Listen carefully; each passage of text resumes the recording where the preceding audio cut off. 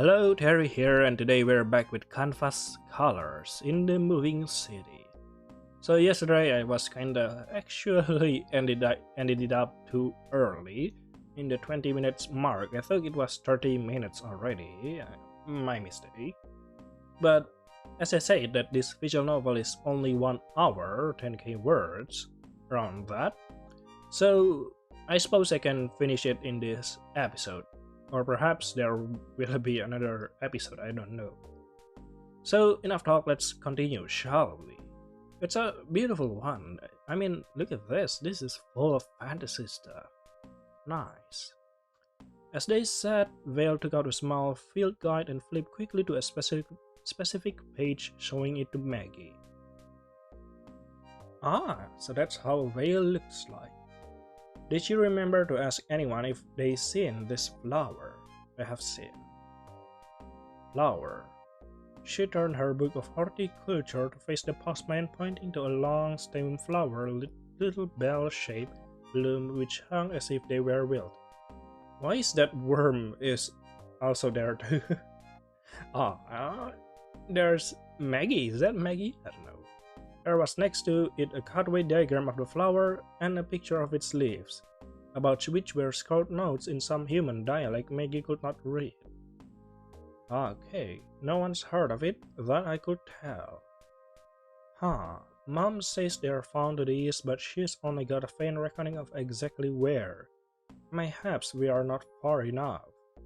Or perhaps you are too far. I don't know. Could be, and that reminds me, Vale, have you written your family yet? Vale was silent and turned to her book.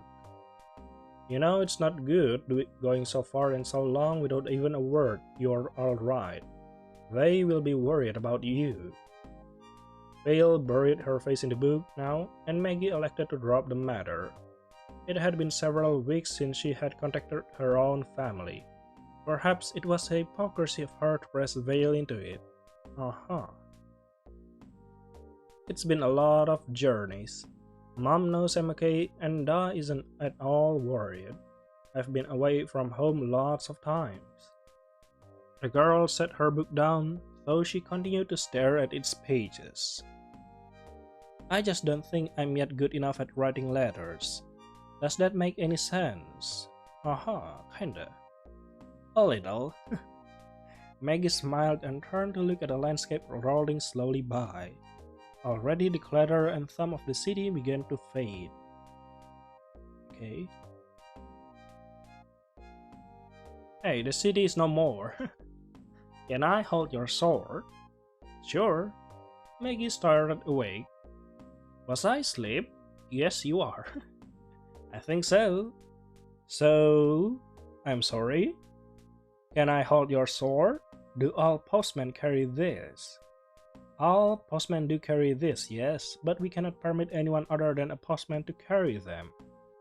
It is an insult to the uniform for one. I could get in trouble. For another, and you could hurt yourself. I'll be careful, please. Sorry, Vale, no.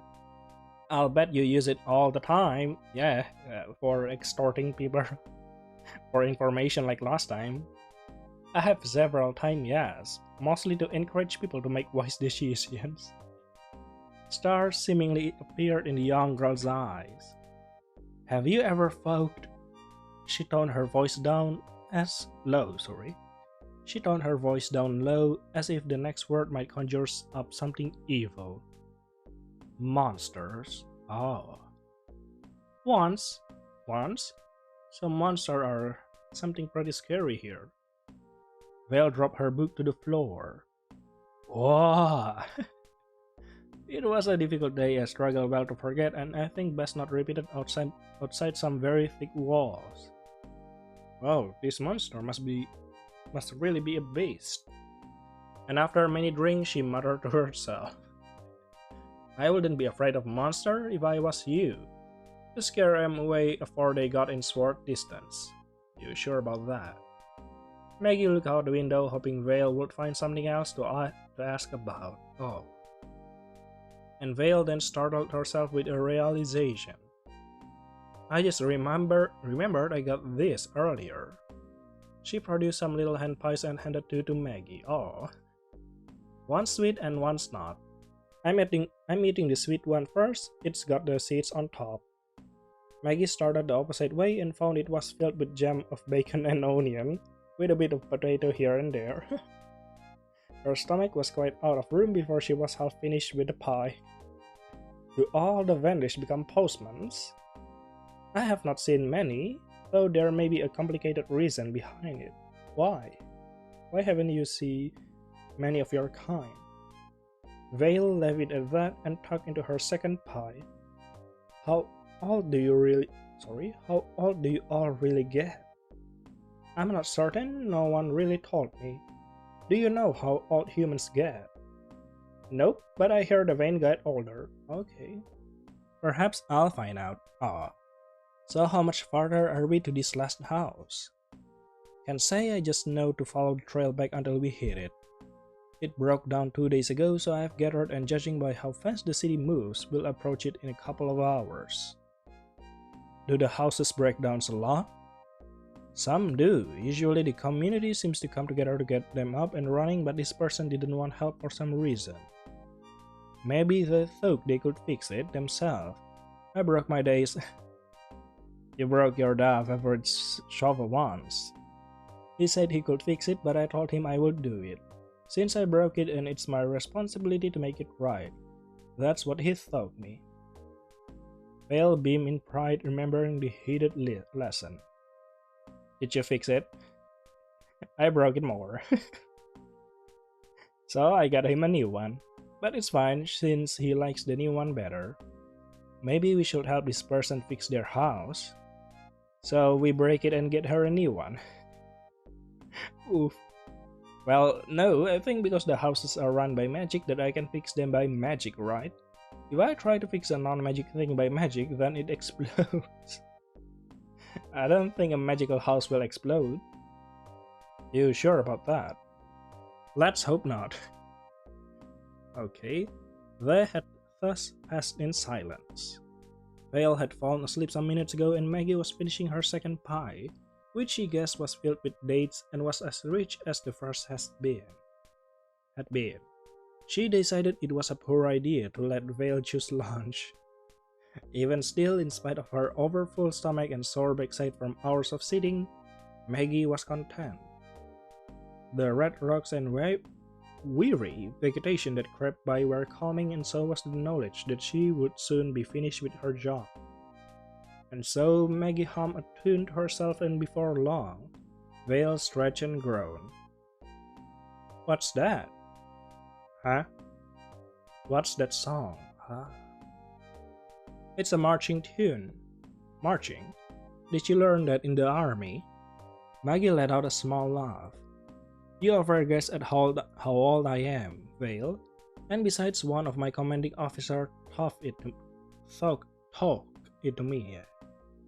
I see, so the Vane race are a warrior race. Something like that. A soldier race, you could say.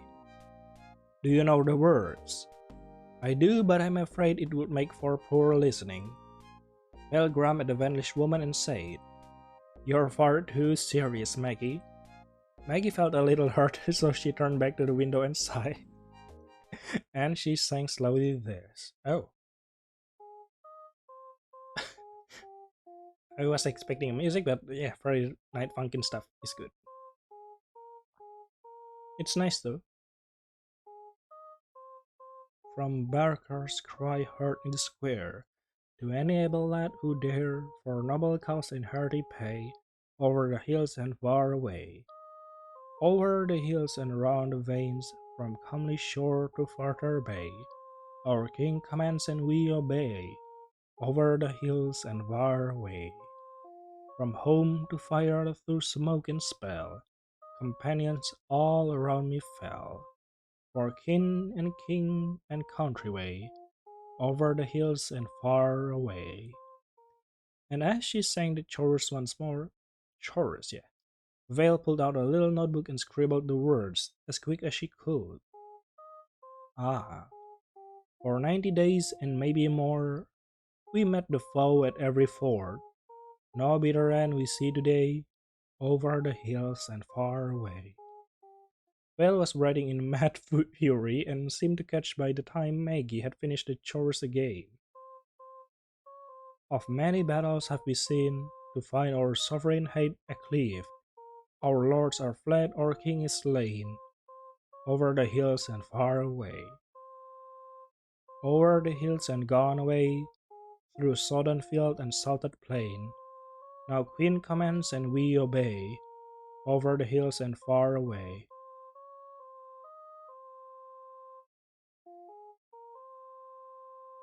What exactly happened here?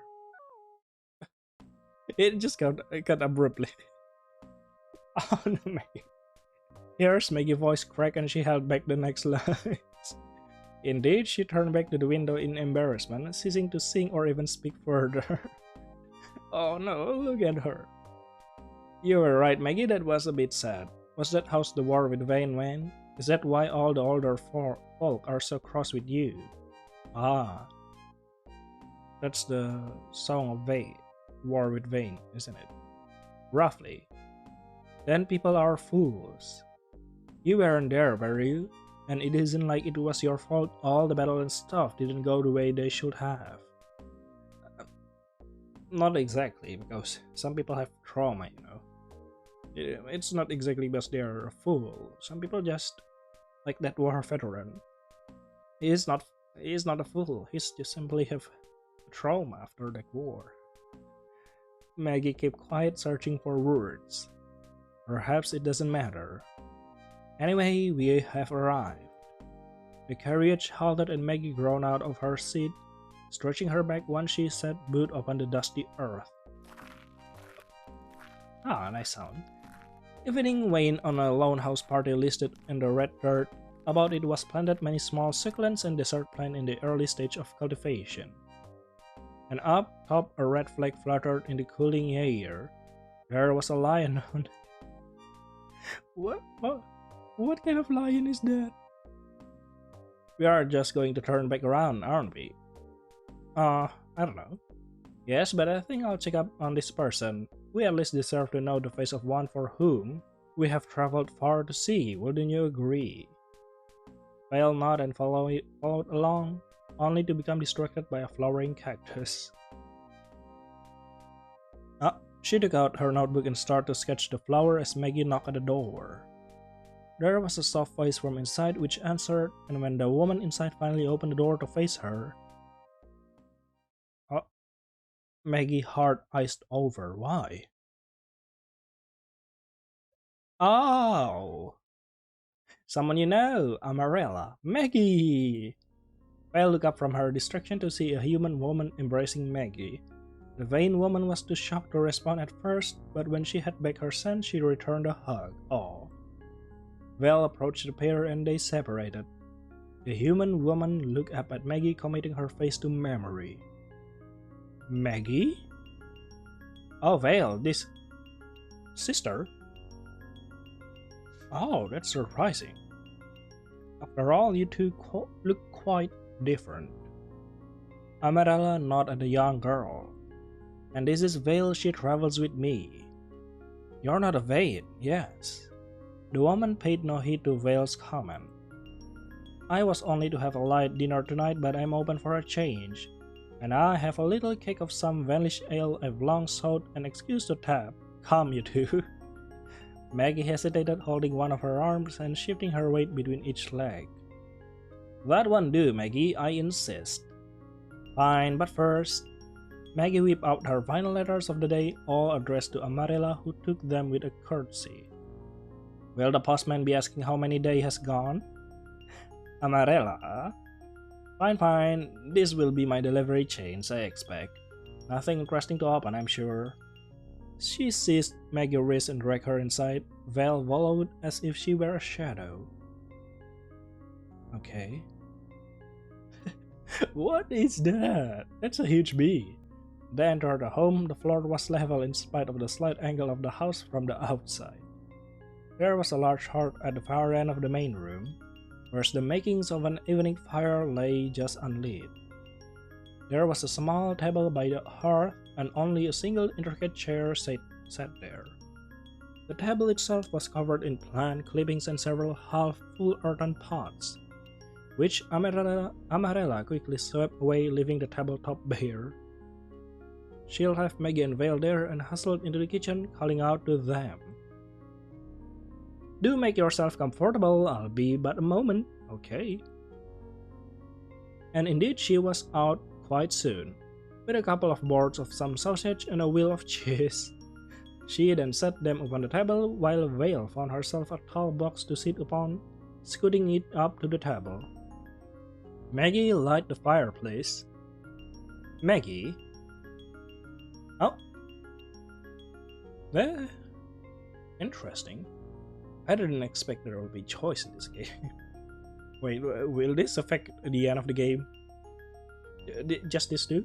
I think this game has two endings, right? Okay, I'll light the fire. Maggie grabbed a flint and steel from the top of the hearth and knelt down to begin her assigned task. She, of course, had the fire going on little time. Amarella nodded in appreciation. So Amarella sliced the sausage, humming to herself a tuneless song. "I presume to be your last stop of the day, I take it." "You are. What a wonderful coincidence this is. I had no idea you had left home. Mother and father did not reveal this to me. It is a recent change and one which has proved most satisfactory, I must say. I have forgotten the beer. One moment, okay?" Amarella wiped her hands on her dress and pattered off in another room. One of your parents was a human, isn't it? She seems happy. In spite of her situation, yes. I think she missed you. Oh. Yes, well, I did too. I think I'll write to my family tonight. Oh. It was then that Amarella arrived with a small cake, humming while she set it sideways upon an upturned crate. She hurried back into the kitchen and soon returned with a spigot and wooden mallet. She set the spigot against a disc of cork which stuck out from the face of the cake, and taking it to the mallet, she struck the spigot to drive it into the cake. It took several whacks and a little beer spilled onto the floor, but that was an unavoidable casualty. Might father disapprove your experience with such a task? Was he who taught me, Maggie, but that was after you went off to your postman training. Oh, but I jest. Some man in Sanus taught me the craft. I tended a bar for some weeks until my little exile. From someplace, Amarella produced a trio of mugs. Two she filled near to the brim, but for the third she addressed Vale. And for the young lady, fine Vanlish ale.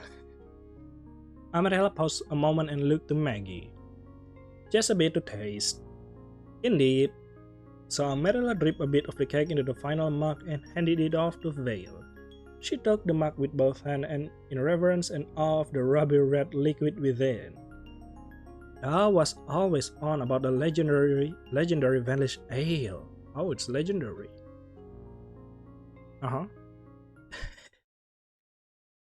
And she took a sip, and she took a gulp, and she screwed up her face, and she set down the mug in disappointment, which had Maggie and Amarella laughing. Oh no. They clapped together their mugs and took a long drink each, and each set down their mug with a satisfied sigh. I needed that. Okay. Vanlish beer is disgusting. It is a taste developed with age, both for the beer and the one who drinks it. Here, here.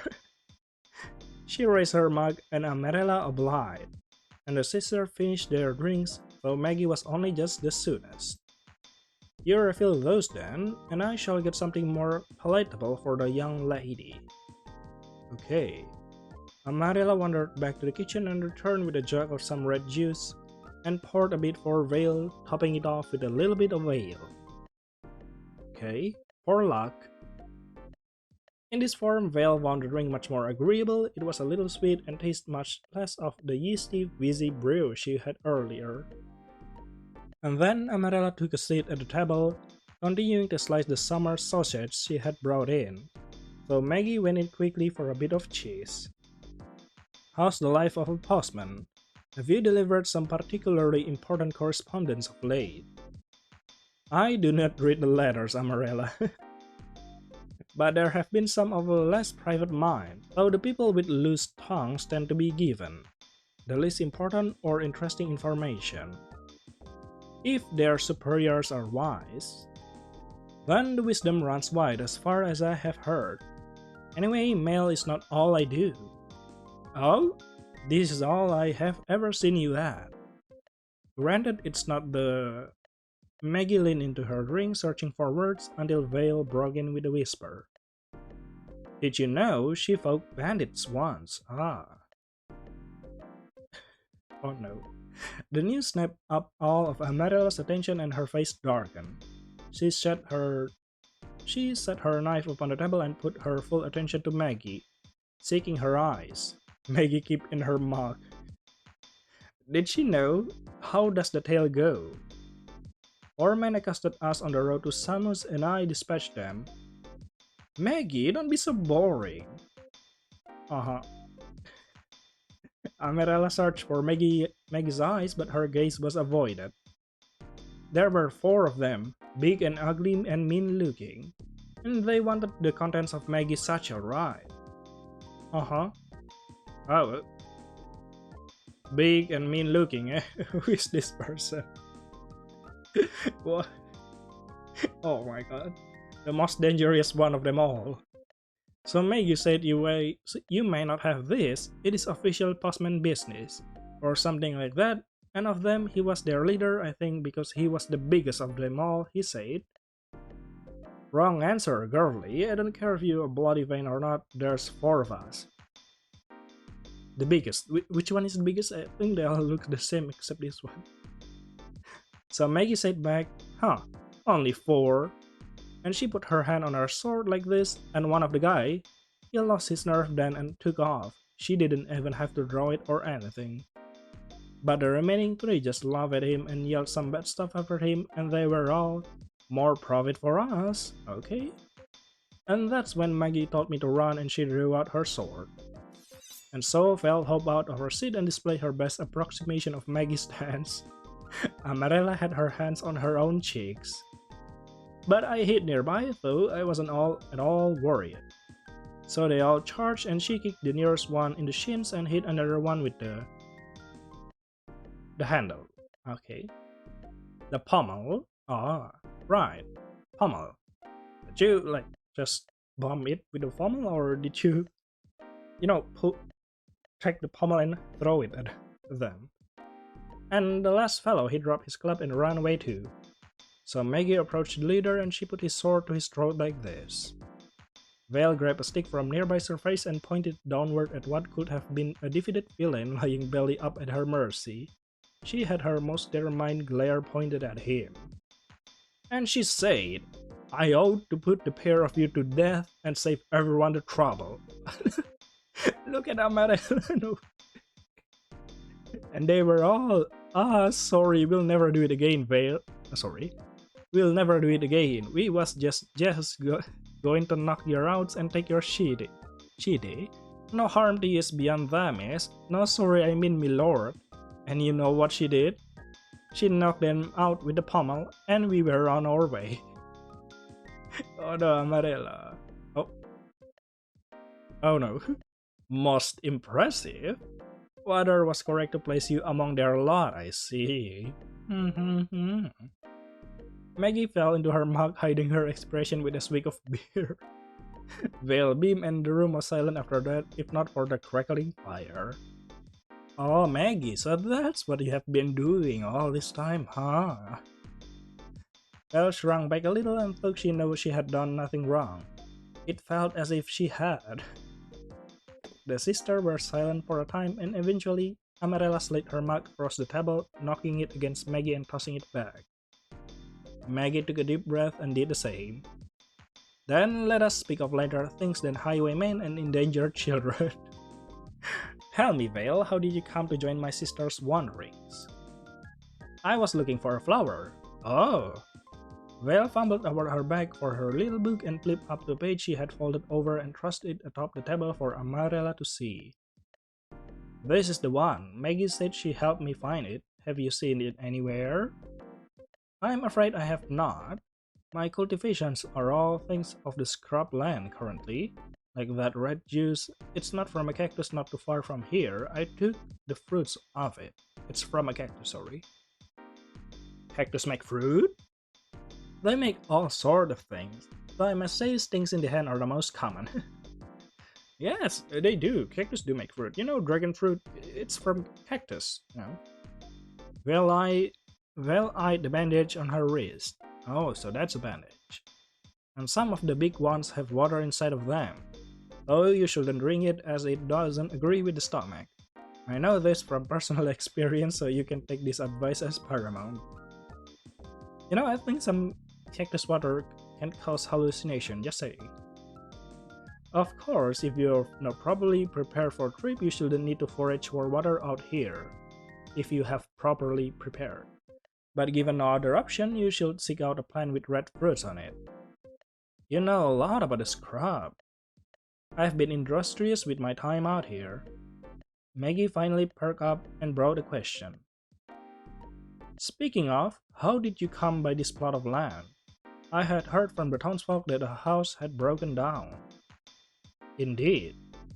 And that the owner refused everyone's aid. Yeah, well, would you like some cheese, Vale? I'm very fond of this variety and I think you should like it too. Maggie raised a brow. Okay, what? So, Vale have already told you what I have been hating. It's your turn, my dear sister Amarella, to tell me what you're hiding. Perhaps this was something her sister preferred not to talk about, or perhaps this was a problem of her own doing. Regardless, she left the questioning fall away while Amarella doted on Vale. Perhaps more Bill would reveal what she secreted away, Maggie thought, and she topped off the mugs. It's night. The night had fallen on the land. The inside of the home were filled with laughter and bold resolution as one often makes after several drinks. Vale sat on her crate by the table as the sisters stumbled through a cheerful drinking song, led along by Maggie, who had had an easier time remembering how it went. And the song ended, and Amarilla fell laughing into her chair. Oh, lovely. I have not heard the one in quite some time, and the bars here make terrible songs. Always the same 3 ones over and over again. As if they have no imagination. Someone ought to teach them something new. They should simply ask a postman, I suppose. Oh, you're not wearing your hat. Oh, and that's what you meant by vetter. By wearing that hat, it doesn't really show which one is the vetter, but now I know it. Interesting. Even the postman, Maggie? Even the postmen are so boring. You live in such a vibrant place, but it's as if their minds are full up on how they might get to work 5 minutes from now. And they have no creativity except for how to talk. Walk? You know, to where they're going, the buildings are all moving, Maggie. Amara tried in vain to pour some more beer, but the pair had drained it quite thoroughly. I fear our cake has run dry. Ah, my veriest vanished rat. My cherished and most fondest friend. Though empty mug has brought me sorrow, I shall regret you on the morrow. Okay. You know, I was wondering something. Amarella, is that wound really from a cactus? Amarella snorted and giggled widely, and Vale was becoming a little irritated with his sister. It was as if everything said was funny, though nothing really was. What do you mean it's funny? And Maggie was occupied completely with her own drink, seeming to shut everything else out. Vale could not even goad her to direct the conversation into something more interesting. Beer made fools of everyone, but at least the mood was light. Maggie, when you get back to that blessed town, you should find the nearest pub you can and sing them a new song, because they could all use it. Whichever should I pick? Something in Vanlish give them a real shock. I need only stroll into the pub for that. Yes, well, Amarella threw her hands up as if that was to get her point across. Vale?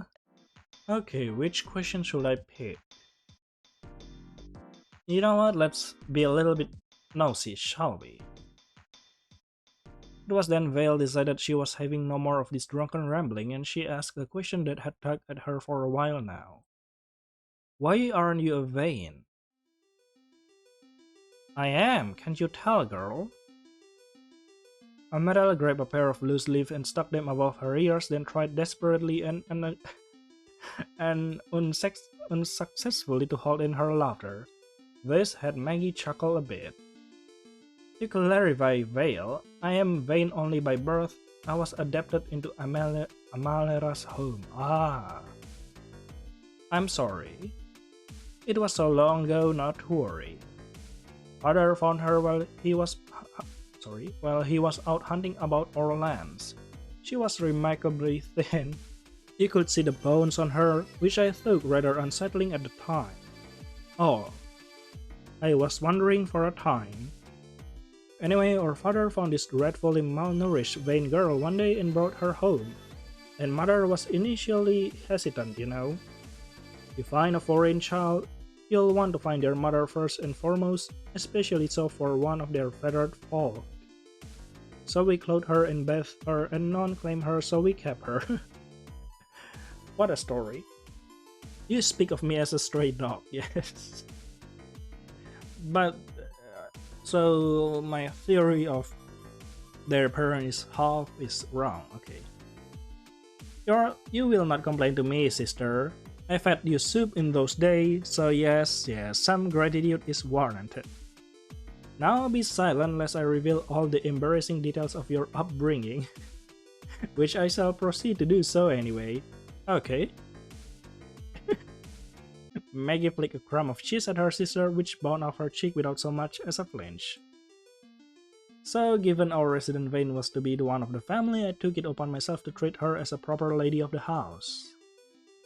Firstly, a lady does not speak, lest wisdom or counsel allow it. She took quite well to this lesson, though given neither wisdom nor counsel when asked.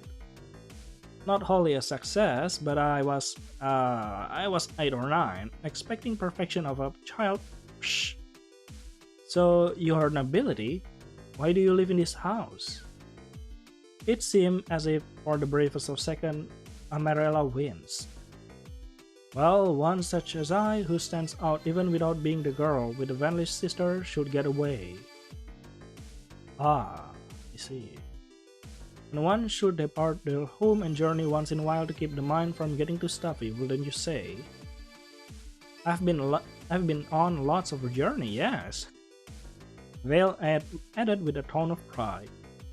Truly then, I must be less well-traveled than you, young miss, as I have been from the home only thrice, this being the third time, though it has been the shortest. I've been out. Vale went over the memories in her head.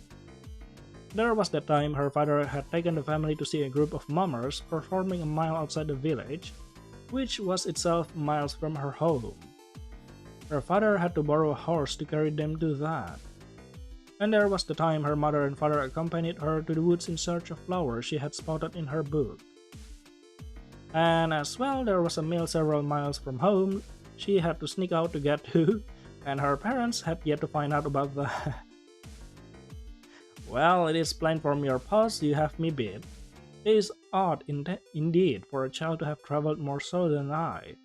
I must change this.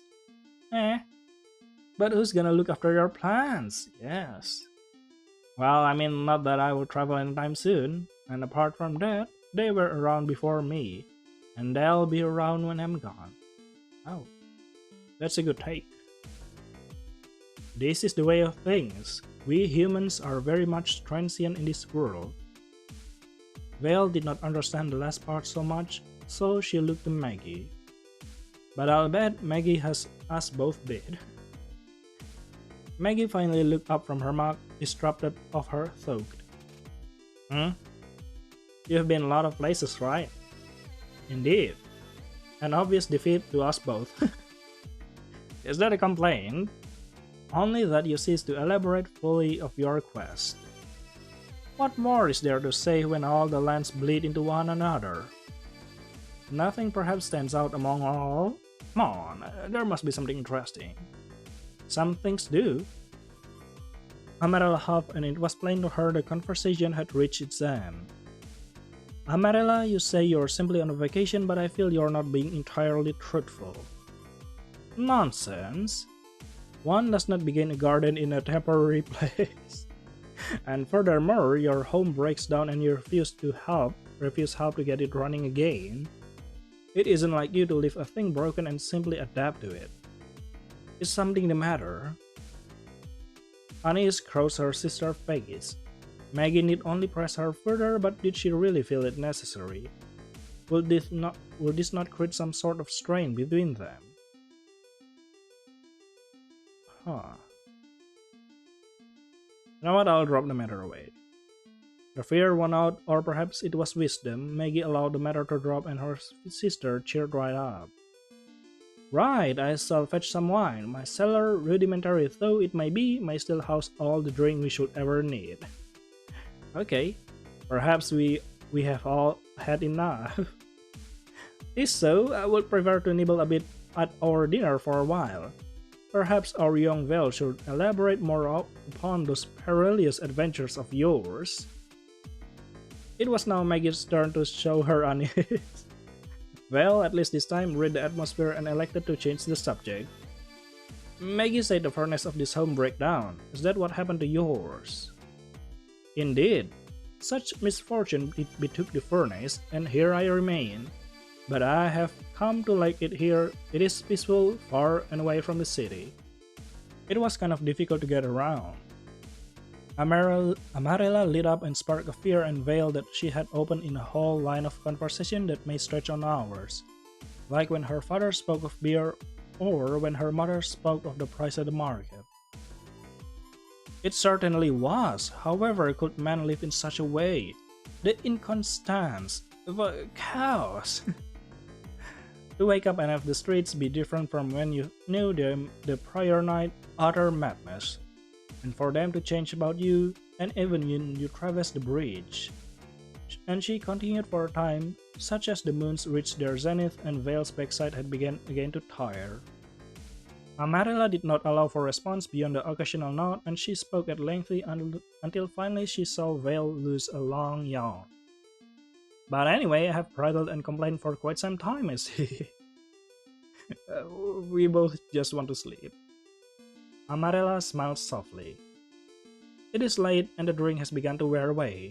The pair of you may rest here the night and don't refuse my offer, Maggie. I insist. The way back will be long and longer still in the morning. You'll find better rest under this roof than that of a wobbly carriage. She pointed at the chest by the door and continued. There you may find blankets, and I have spare bedroll for the young miss. I trust you have your own? I have one, yes. I will return. There she goes. Amarella withdrew to another room and came back with a roll of down for Vale to sleep on. They set themselves up before the fireplace, which had begun to die down a little. Maggie tossed on another log for them to sleep before. Ah, there they go for sleep. Maggie did not sleep as much as run over unceasing thought of the revelation of the evening. And by the time she had thought them over with, the fire had fallen to embers and the cold of the night was then what kept her awake. And so she rose from her bundle to claim another blanket from the chest by the door. Crossing the room, she peered into her sister's bed. She found her facing a window, curled up about a pillow as she had when they were children. And out of the darkness behind, Vale whispered, Maggie? Maggie winced and turned and crept back to her bundle, kneeling beside the girl. I thought you were asleep. I heard you get up. I wanted to know if you could get me one more blanket. Oh. Yes, I can. And so Maggie once more got up and went to the chest, grabbing 2 blankets, yet briefly she saw movement in the bedroom. And stopped. She saw Amarella stare from her bed and sit up, staring out at the moons, but she continued past. Are you sure she's alright? No.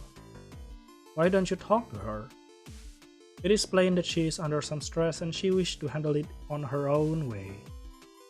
You don't seem so sure. I'm not. I mean, you can never be sure this kind of thing. That wound. I have a little bit of suspicion, but I don't want to say it early. Then you shall talk to her. Maggie thought for a moment, the ember snapped, and she spoke. Perhaps what I say will not matter. She has done this much on her own, and she is strong. She'll get through this. No, she's not. Everyone is strong, but not the strongest. You get what I mean?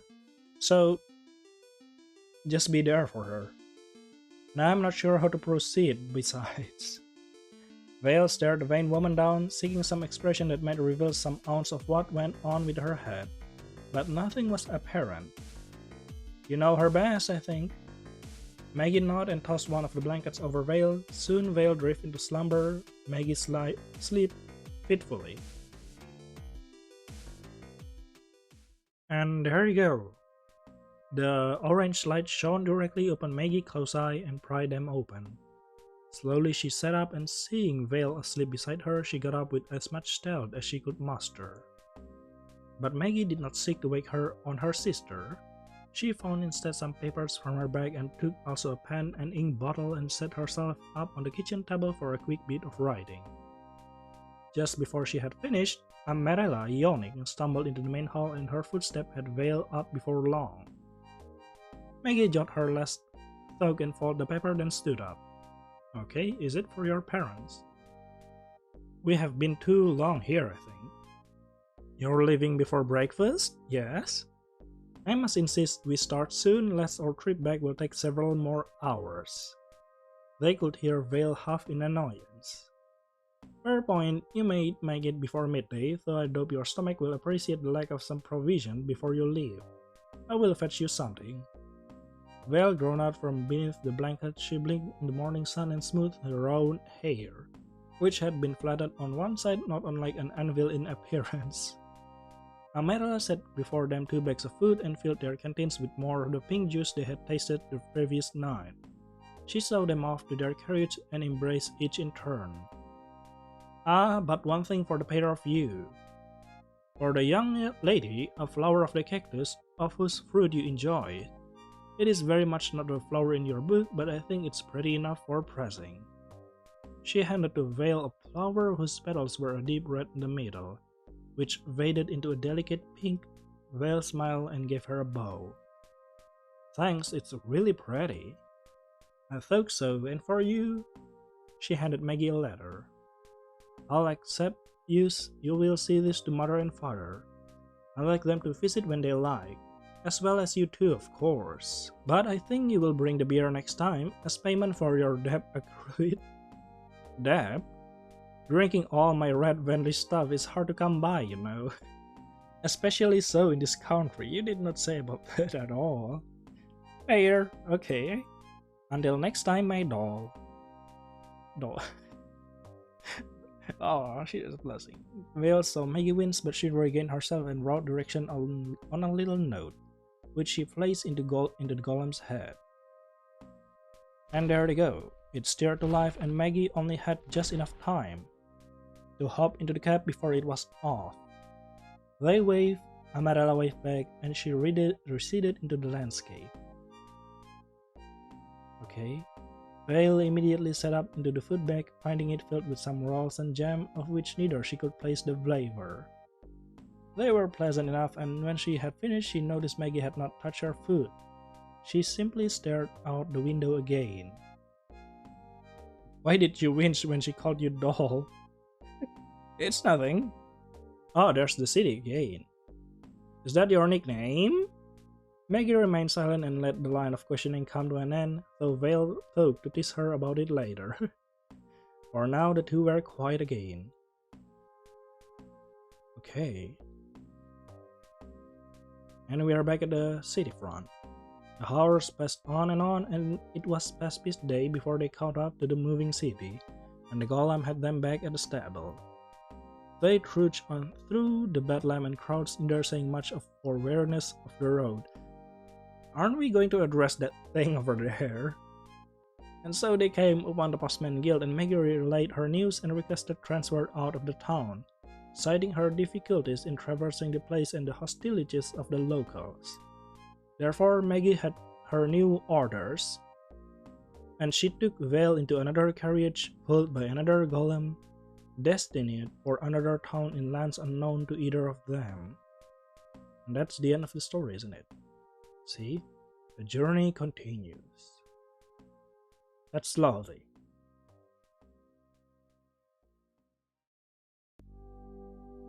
So I suppose there will be another of this series between both of them. Is there perhaps a prequel? This is interesting, you know. I love it. It really reminds me of the old, you know, those old manga I've read about this fantasy world and stuff like that. And the art reminds me of those old games I played. I love it so much. It's interesting, you know, like you're exploring this world, I feel like. So I guess that's all for Canvas Color in the Moving City. You know, I'm going to make another video of it. Because no. I hope you enjoy it. See you later then in my next video. Bye bye.